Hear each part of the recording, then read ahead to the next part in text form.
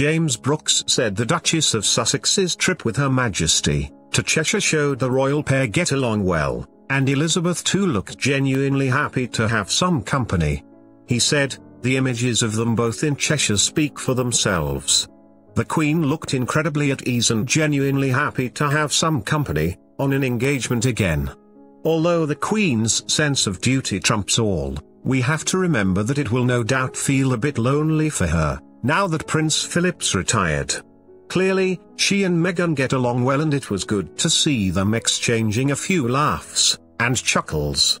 The royal commentator claimed the Duchess of Sussex's invitation to board the royal train is a big step, and declared the Queen most likely took the opportunity to speak with her granddaughter-in-law.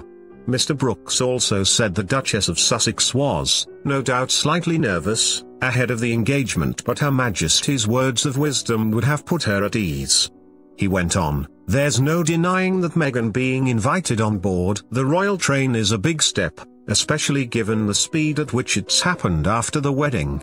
The difference between Meghan and Kate is the amount of exposure they'd previously had to that kind of world.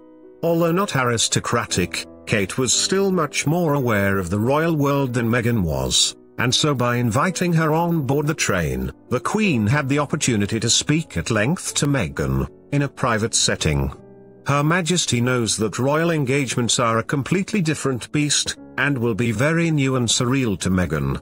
Likewise, Meghan will have no doubt have been slightly nervous, although she dealt with the entire day very well, and so it'll have been a great time for the Queen to pass on some words of wisdom, and make her feel at ease, something the Queen always strives to do with everyone." The Queen was reassured by the performance of the Duchess of Sussex during their royal engagement in Cheshire and provided the monarch with an insight into what areas of her role need to be improved, Mr. Brookes claimed. He went on, "The day will have been an exercise. It was a chance for the Queen to see how Meghan deals with the usual trimmings of a royal engagement, the walkabouts, the handshaking, the cheers from the crowds and the small talk with dignitaries. It will have given her an insight into whether Meghan needs more assistance from maids to feel more at ease in certain areas. The Queen will want to make sure that Meghan feels comfortable with her new role, and that she's able to carry it out well.